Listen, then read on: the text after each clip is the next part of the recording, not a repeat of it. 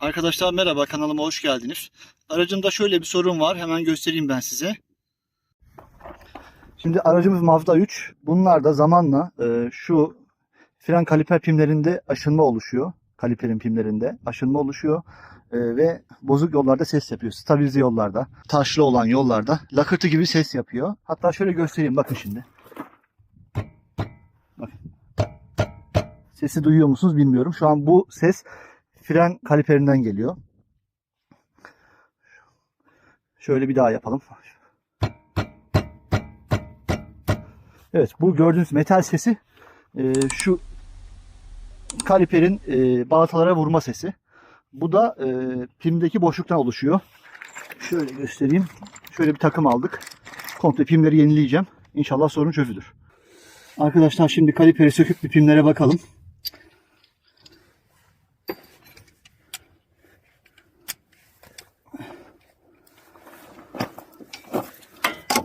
Lokma da büyük biraz ama idare ederiz.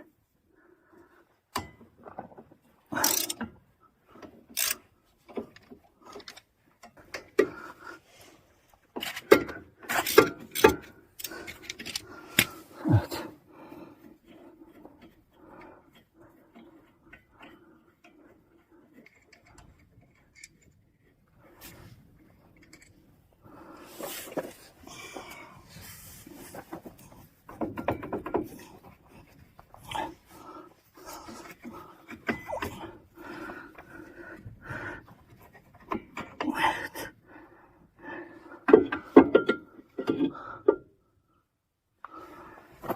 Şimdi evet, bakın şurada şu pimde hafif boşluk var. Tık tık yapıyor. Oo, bunda da var. Bayağı bir var. Siz bunu hissetmiyorsunuz ama oynuyor. Bakın alttaki daha çok oynuyor. Şuraya bakın. Bildiğin takır takır oynuyor. Bunları şöyle çıkartalım. Zaten işlem görmüş daha önce bu kaliper filmleri de. Alttaki yuvarlak olan, bir dakika.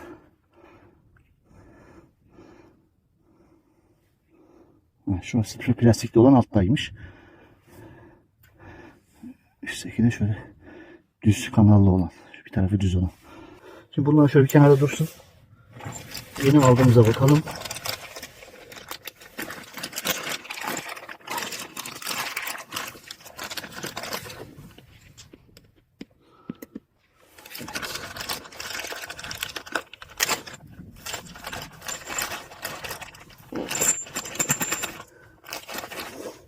Evet, vidaları da koymuşlar içine. Orijinalleri tekrar kullanırım muhtemelen ben. Şunu alta takacağız. Şunu üste takacağız, kanallı olan. Şöyle kanallı olan. Şurada gresimiz var.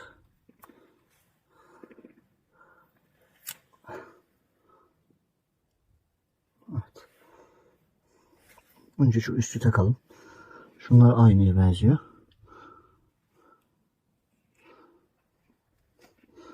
Biri bu taraf.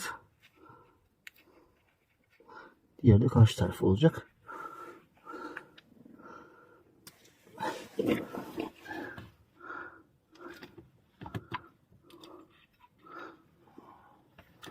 Evet.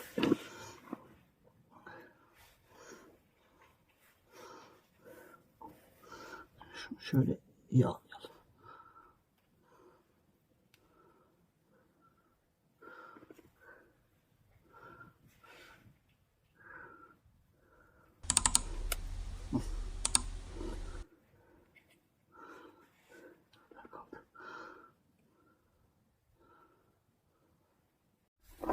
Evet, şimdi bu hazırladığımızı üst tarafa takalım. Bu kanallı olan şöyle düz tarafı var. Şurasını iyice oturtuyorsunuz. Körüğünü iyice oturtuyorsunuz. İki taraftan da içine toz girmiyor. Bakın. Çok güzel çalışıyor şu anda. Evet, herhangi bir boşlukta şu anda yok. Bu gayet iyi oldu. Şunu da hazırlayalım.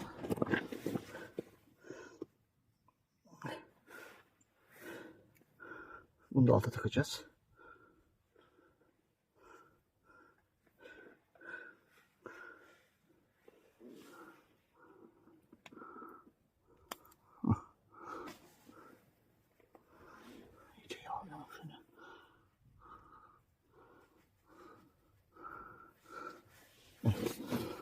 Taraf şurası.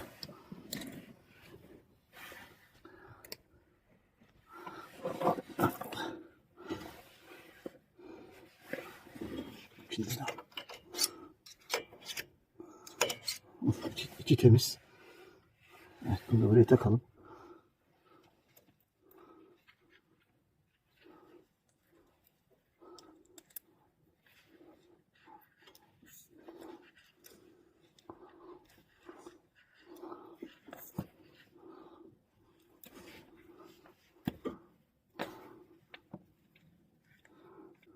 Tamamdır.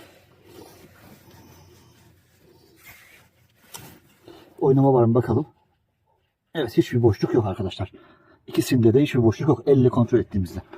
İlerleyen süreçte tekrar oluşursa tekrar değiştirilir ama sanmıyorum. Yani bu sonuçta eskileri 10 yıl gittiğine göre bir 10 yılda bunlar gitse zaten sorun yok. Yani basit bir sorun ama stabilize yollarda, taşlı olan yollarda, Arnavut kaldırımlı yollarda bildiğiniz ses yapıyor. Bu da bayağı bir rahatsız eden bir durum. Arkadaşlar aynı işlemi ben diğer teker için de uygulayacağım. Yani sağlı sollu iki tarafın da kaliper pimlerini değiştireceğim. Videomuz bu kadar arkadaşlar. Videoyu beğenip kanalımızı takip etmeyi lütfen unutmayın. Kendinize iyi bakın. Hoşçakalın. Arkadaşlar şimdi tekeri yerine taktım. Bijonları sıktım. Şimdi bir de kontrol edelim tekrar. Hadi bakalım. Bakın. Şu an herhangi bir metal sesi, vurma sesi yok. Şu an için iyi gözüküyor. Yolda da testini yapacağım bunun. Hadi hayırlısı bakalım.